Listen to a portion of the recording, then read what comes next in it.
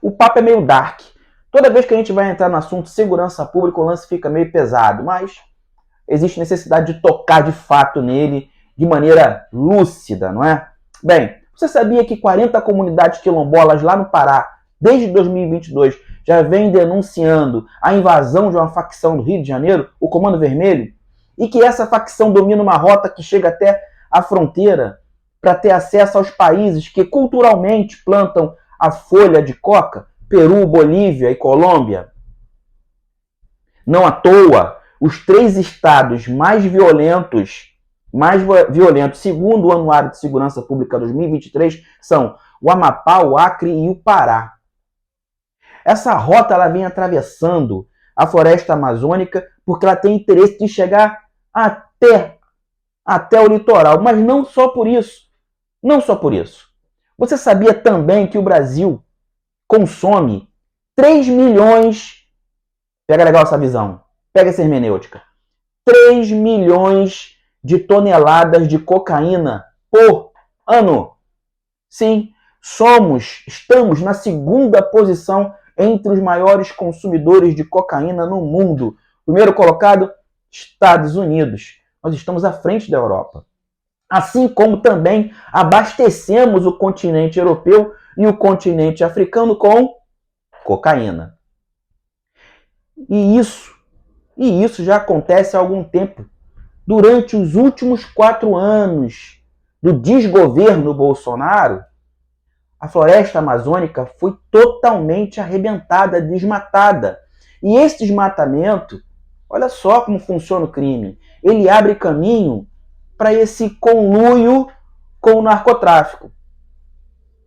Foram identificadas 2.000 pistas de pouso clandestinas em sociedade do garimpo ilegal, certo?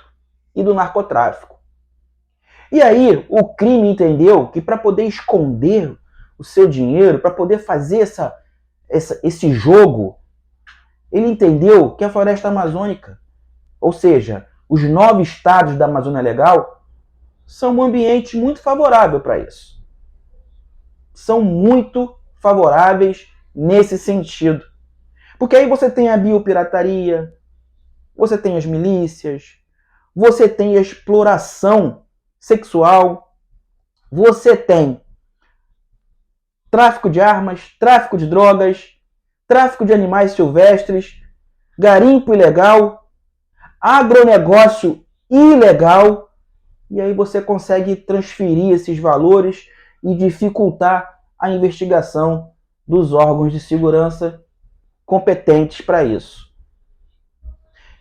Para a gente falar sobre órgãos de segurança, é bom identificar o seguinte: artigo 144 da Constituição Federal de 1988. Segurança pública é dever do Estado, direito e responsabilidade de todos. Direito e responsabilidade de todos. Lá estão descritos os órgãos responsáveis pela segurança pública no país com as suas devidas missões. Polícia Federal, parágrafo 1º, Polícia Investigativa da União, Polícia Judiciária da União.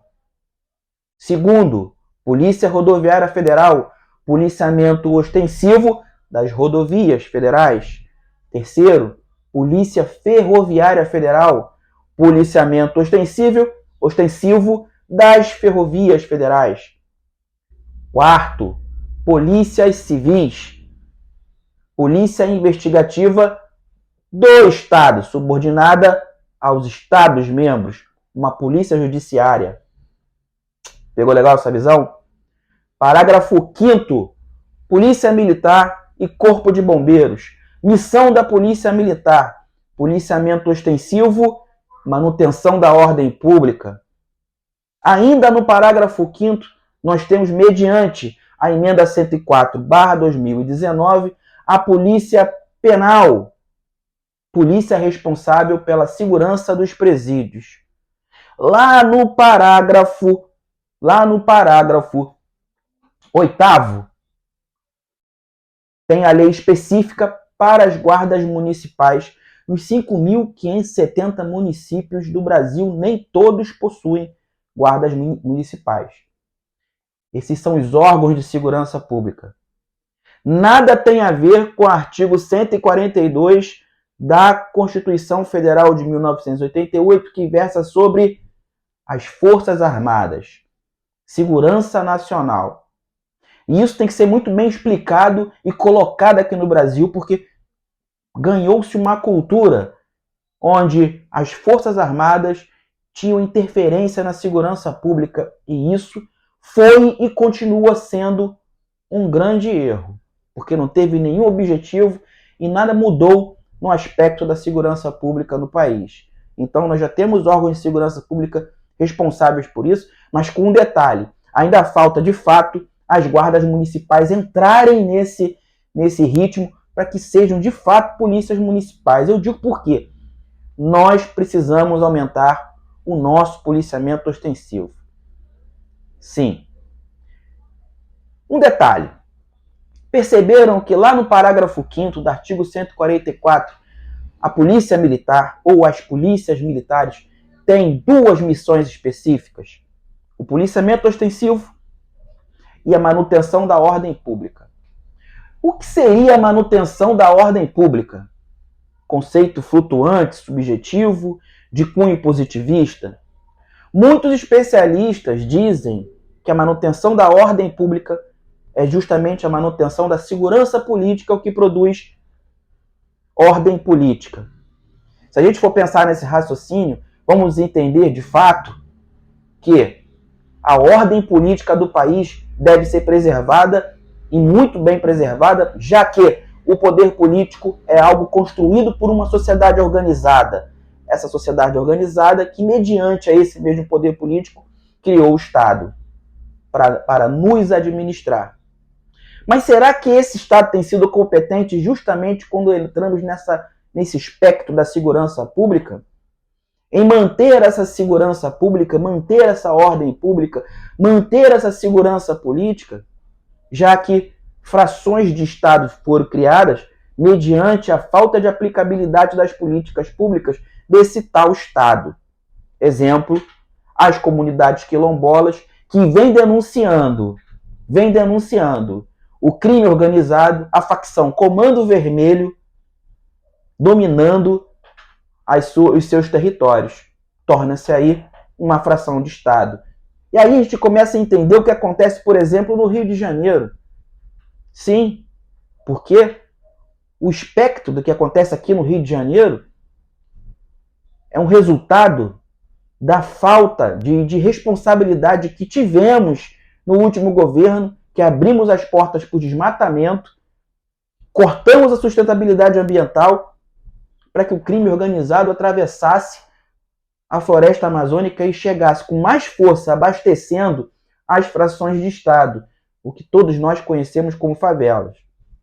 E aí acontece a operação policial na intenção de tentar inibir essa tal criminalidade, onde eles foram abastecidos com armamentos e principalmente a tal cocaína, que teve as portas abertas lá em cima, no norte do estado principalmente, e começou por lá. Lá pela nossa floresta amazônica, atravessando e modificando o crime até chegar aqui. Então esse ciclo nunca vai acabar. Se a gente não conseguir controlar o que acontece na floresta amazônica, aumentar essa fiscalização que foi enfraquecida, de repente, de propósito, vamos ser inocentes nesse sentido? Não foi de propósito, foi sem querer, que enfraqueceram todas as fiscalizações na floresta amazônica, e aí o garimpo ilegal cresceu, e aí o desmatamento cresceu, o agronegócio ilegal cresceu, a biopirataria cresceu, tráfico de drogas, de armas, de animais silvestres, tudo isso, todos esses índices cresceram. Foi tudo sem querer, mas o reflexo bate aqui nas grandes metrópoles. E aí nada adianta, de verdade, uma operação para enxugar gelo dentro de uma comunidade, ou melhor, uma fração de Estado. Fração de Estado por quê? Porque o próprio Estado deixou que aquela população que mora na área periférica, ficasse largada sem aplicabilidade das políticas públicas. E aí ela se tornou uma fração de Estado. Sem controle. Sem controle de um lado e com pessoas humildes e necessitando desse Estado e tentando ter esse conceito de cidadania, crianças que precisam estudar para conseguir modificar a posição socioeconômica do país. Tudo isso bloqueado. Quando você comete uma irresponsabilidade, essa roda gira e acerta de maneira bem macro, o nosso espectro de qualidade de vida. Então pensem nisso. Pense nesse papo. Segurança pública é algo difícil de ser entendido? De certa forma, sim. É algo difícil de ser modificado? É preciso responsabilidade?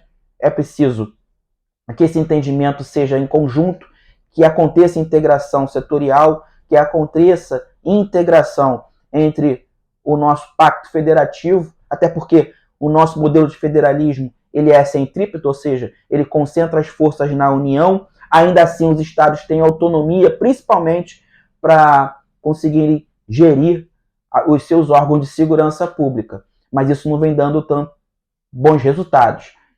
Senão, nós estaríamos com um país com uma violência urbana altíssima e mais de 47 mil homicídios, onde muitos casos não são nem notificados, por exemplo, aos casos contra os transgêneros, principalmente as pessoas transgêneras, não são notificados.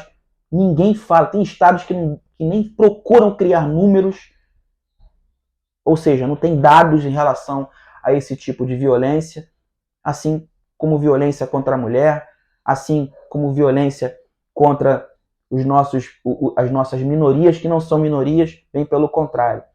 Ou seja, quando a segurança pública não é tratada com responsabilidade e integração, principalmente, as coisas ficam complicadas. Será que essa autonomia toda está dando certo? Será que a União deveria pegar mais firme e provocar e modificar, e tentar modificar essa estrutura ou fazer com que ela funcione? Pode ser. Tudo isso é muito flutuante, mas algo tem que ser feito. Jefferson Arouche, um barco remando contra a maré.